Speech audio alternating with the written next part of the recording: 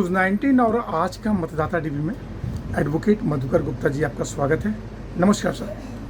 नमस्कार। सर काफ़ी senior taxation के आप एडवोकेट हैं और चूँकि चुनाव के उपरांत जो है बजट जो है वित्त मंत्री सीतारमण जी ने पेश किया है, तो मैं चाहूँगा जो आम जनता है उसके लिए थोड़ा बताइए कि ये बजट कितना फ़ायदेमंद है सर। देखिए, जो सैलरी क्लास है तो पुरानी स्कीम में तो सैलरी क्लास को इन्होंने कोई बेनिफिट दिया ही नहीं है इसमें। और जो नई स्कीम है, नई स्कीम में सिर्फ इन्होंने जो स्टैंडर्ड डिडक्शन बढ़ाई है। बाकी थोड़ा सा स्लैब पे फ़र्क पड़ेगा, उससे थोड़ा स्लैब इन्होंने रिड्यूस किया है 5%। तो ओवरऑल मतलब ये तो कह सकते हैं कि बजट ओवरऑल तो ठीक है, लेकिन ये कहा जाए कि भाई सैलरी क्लास को बहुत ज़्यादा बेनिफिट दिया है, ऐसा नहीं किया है। और दूसरा एक इन्होंने बढ़िया काम ये किया कि जो एंजल टैक्स है वो हटा दिया है उन्होंने, वो एक अच्छा इनका वो है। और तीसरा जो इन्होंने जो इन्फ्लेशन मुद्रास्फीति, हाँ इन्फ्लेशन जो नहीं कैपिटल गेन टैक्स जो था उसमें इन्होंने चेंज किया है।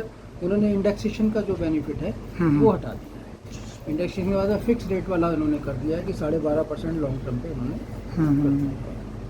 तो इसमें कुछ लोगों को तो खैर इसमें फ़ायदा हो सकता है, लेकिन कुछ को फ़ायदा नहीं भी होगा। इसमें कुछ चीज़ें ओवरऑल चीज़ों में देखा जाए तो बजट ओवरऑल ठीक है, किसानों को थोड़ा ज़्यादा फ़ायदा दिया है। और इंफ्रास्ट्रक्चर पे इन्होंने काफ़ी सारी चीज़ें हैं इन्होंने इंफ्रास्ट्रक्चर को लेते हुए। वैसे तो करीब करीब मिला के जीएसटी में इन्होंने कई सारी चीज़ें, इन्होंने नई चीज़ें इसमें इंक्लूड की हैं जी जी, जिसमें इन्होंने सेक्शन 73 के जो नोटिस है और या उनके जो डिसीजंस हैं उस पर जो इंटरेस्ट एंड पेनल्टी है वो 17-18 से लेके 17-18, 18-19, 19-20 3 सालों के जो है वो इन्होंने माफ़ कर दिया। एमनेस्टी स्कीम टाइप उन्होंने इंट्रोड्यूस किए हैं जी।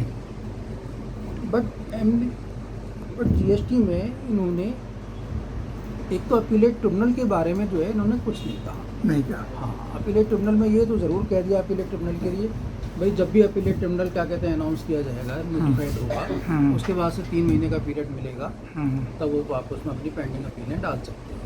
लेकिन कब होगा अपीलेट ट्रिब्यूनल, इसका इन्होंने कहीं जिक्र नहीं किया, तो ये इसमें कमी है। जी सर, एक सवाल मेरा था, मोदी जी जो चुनाव जीते हैं कि तीसरी अर्थव्यवस्था बनेगी, क्या ये बजट तीसरी अर्थव्यवस्था की तरफ ले जाने का कुछ लग रहा है आप? देखिए, जितना इंफ्रास्ट्रक्चर पे इन्होंने इसमें इन्वेस्टमेंट किया है उस हिसाब से देखा जाए तो निश्चित ही जो है तीसरी जो थर्ड इकोनॉमी है उधर इसको ये जाएगा निश्चित जाएगा ये, किसी कोई वो नहीं है। इन्होंने जैसे 3 लाख करोड़ की स्कीम्स है वो वुमेन्स के लिए, गर्ल्स के लिए उन्होंने दी है। मुद्रा लोन को जो है इन्होंने बढ़ा दिया है, 20 लाख 10 लाख से 20 लाख की कैटेगरी कर दिया है। एमएसएमई पे इन्होंने फोकस किया है, मिडिल क्लास और एमएसएमई पे फोकस किया है। तो इसी तरह से एम्प्लॉयमेंट पे भी इन्होंने फोकस किया है।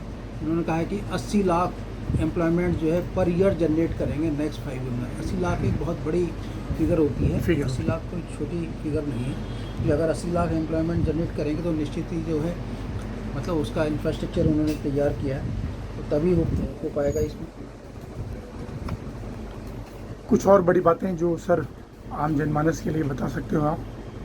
जो फिजिकल डेफिसिट है वो भी एक अच्छा वो है। फिजिकल डेफिसिट जो है 5.1% था, उसको रिड्यूस करके 4.9 पे लेके आए हैं। ये फिजिकल डेफिसिट का जो रिड्यूस होता है ये एक बड़ा इम्पैक्ट लाता है।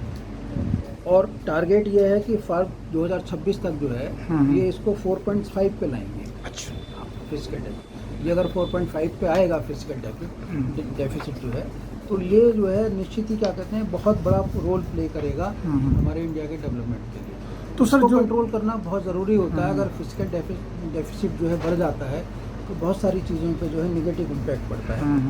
तो ये एक अच्छा स्टेप है। सर जो नेता प्रतिपक्ष हैं जैसे राहुल जी हैं या और भी लोग हैं कि भाई बजट एक तरह से आम जनमानस के लिए सही नहीं है और जनता त्राही त्राही कर देगी इस बजट से, क्या ये राजनीतिक स्टंट है? राहुल गांधी जी शायद कांग्रेस का पुराना वाला ज़माना भूल गए, तो वो ऐसा है ना, वो इसमें कोई पॉजिटिव और कॉन्क्रीट कमेंट तो करते नहीं है। जी जी जी। वो सिर्फ जो है इतना करते हैं कि भाई एक पॉजिटिव जहाँ कमी है वहाँ उसको इंडिकेट करें तो वो तो बात बढ़िया भी है। लेकिन वो तो ऐसी चीज़ें कह देते हैं कि जो कि क्या कहते हैं, कोई अपना टाइम भूल जाते हैं, अपना समय भूल जाते हैं कि उनके टाइम में बजट क्या आता था। उसमें 5,000 रुपये की भी क्या कहते हैं बढ़ोतरी कई बार नहीं होती थी। मैं आपको पुराने साल के भी बता दूँ, 74 से कहेंगे तो मैं 74, 78 से लेकर अब तक के आपको गिनाना शुरू कर दूँगा कि उन्होंने किस किस में कितना कितना बेनिफिट दिया। तो वो पुराना टाइम भूल जाते हैं। जी जी, मतलब एक तरह से उनका राजनीतिक बयानबाजी है। वो राजनीतिक बयानबाजी है, सिर्फ ये है और कुछ बस। बिल्कुल ये राजनीतिक बयानबाजी इस तरह से है जैसे वहाँ गए और गए भाई 8,500 रुपये हम आपको पर हर महीने खटाखट आप ले लेना, बस ये इस तरह की राजनीतिक बयानबाजी उसी तरह और से। कुछ नहीं है इसमें, ज़्यादा कुछ नहीं। ओवरऑल बजट अच्छा है और तीसरी अर्थव्यवस्था बनेगी। एग्रीकल्चर को ध्यान में किया है, अनएम्प्लॉयमेंट यूथ के लिए ध्यान में रख के किया है। उनके लिए एक क्या कहते हैं स्कीम शुरू कर दी है, शायद 6,000 रुपये पर मंथ का या पर ईयर का कुछ उन्होंने उसमें एलोकेट किया हुआ है। गांव के लिए काफ़ी ज़्यादा इन्वेस्ट किया हुआ है। कई स्कीम्स हैं, कई सारे और स्कीम्स हैं जो इन्होंने लॉन्च की हैं। रोड कॉरिडोर जो है बहुत बड़ा जो है, रोड कॉरिडोर जो है निकालने की बात कही है। इतना बड़ा रोड कॉरिडोर आसान नहीं होता बनाना और उसको कर पाना। तो इस तरह की कई और स्कीम्स हैं जो इन्होंने कंटिन्यू, MSME को इन्होंने बहुत ज़्यादा आगे बढ़ाया है। MSME पे तो बहुत ज़्यादा ध्यान है, किसानों पे भी बहुत ध्यान है। ऐसा नहीं है कि किसानों के लिए नहीं है, किसानों पे भी बहुत ध्यान है। तो ओवरऑल देखा जाए तो देखिए अगर बजट अगर ख़राब होता, मैं आपको बताऊं, हम लोग कुछ भी कहते हैं बजट ख़राब है, अच्छा है, नहीं है, तो अगर आप शेयर मार्केट देखेंगे ना, आप उसको इंडिकेट देख लीजिए। अगर आपकी शेयर मार्केट डाउन जा रही है ना, तो आप समझ लीजिए कि आपका बजट जो है ज़्यादा बढ़िया नहीं है। बट अगर आपकी शेयर मार्केट स्टेबल है और अप हो रही है, तब से लेके अब तक स्टेबल भी है और ये अपसाइड में जा रही है लगातार, तो आप निश्चित समझ लीजिए कि शेयर मार्केट जब जा रही है तो ये बजट जो है अच्छा बजट। अच्छा, ये कहना कि इतने सारे जो है शेयर होल्डर, जितने सारे जो हमारे शेयर मार्केट में लोग लगे होते हैं इंडिविजुअल जो है, उनको किसी इस तरह से कर पाना जो है, अगर ख़राब होता है ना, सब क्या कहते हैं डाउन चले जाते हैं। जी जी, तो ऐसा है नहीं, वैसे बजट अच्छा है। बजट तीसरी अर्थव्यवस्था। सर एक सवाल, बिल्कुल आम जनता का सवाल है, लास्ट सवाल है, जो जीडीपी लोग चिल्लाते रहते हैं, उसकी क्या स्थिति होने वाली है कमिंग ईयर में? कितना मतलब इस बजट से फ़ायदेमंद होगा, बढ़ेगा जीडीपी?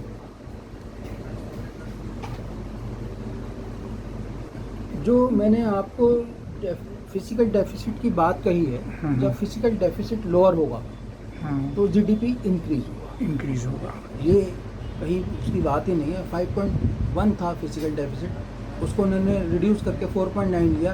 ये ऑटोमेटिकली अंडरस्टूड है कि जीडीपी इंक्रीज हुआ। अब ये उसको 4.5 पे करने की बात कर रहे हैं 2026 तक, तो ये जीडीपी तो इंक्रीज होना ही होना है।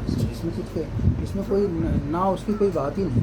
और बहुत सारे वैसे, और एजुकेशन पे इन्होंने काफ़ी कुछ है। 1.48 लाख करोड़ जो है उन्होंने एजुकेशन के लिए एलोकेट किया हुआ है। हाँ, ऐसे बहुत सारे हैं। 1,000 ITIs के लिए इन्होंने प्लानिंग की हुई है।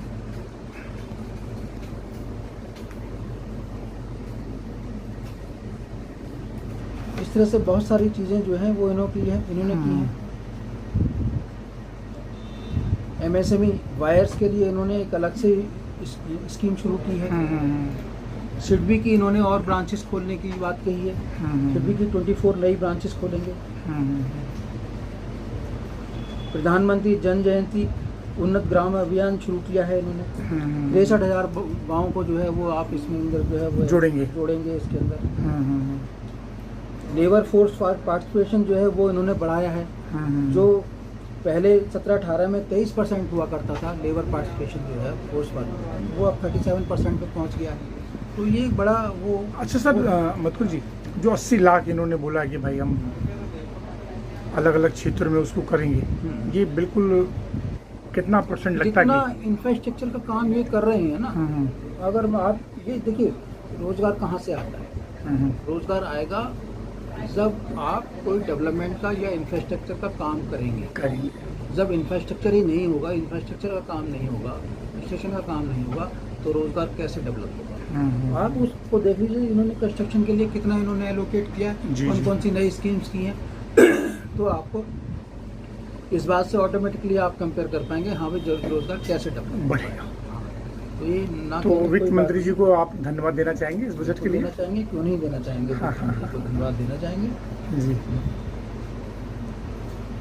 और जीडीपी बढ़ेगा, देश की तरक्की बिल्कुल निश्चित होगी सर। निश्चित ही होगी। कुछ और बोलना चाहेंगे सर? Thank thank you. हाँ सर, बहुत बहुत धन्यवाद आपका। और ज़रूर, चूँकि टैक्सेशन के आप एक्सपर्ट्स हैं, हमारी जीडीपी बढ़े और तीसरी अर्थव्यवस्था बने। सर एक सवाल लास्ट में, बिल्कुल गाज़ियाबाद में हम लोग हैं, कांवड़ यात्रा शुरुआत हो गई है और 2 तारीख को शिवरात्रि का, हाँ, तो क्या संदेश देना चाहेंगे देशवासियों को? बस ये देना चाहेंगे कि भाई कांवड़ यात्रा के दौरान सब लोग जो है सौहार्द बनाए रखें और अनुशासित हो गए, अनुशासित होकर करें उसको। ना सोचें कि भाई कांवड़ यात्रा है तो फिर हम हैं और इसके अलावा कोई नहीं है, तो ऐसा ना सोचें, इसी पर ध्यान रखना है। थैंक यू सर, बहुत बहुत धन्यवाद। नमस्कार सर।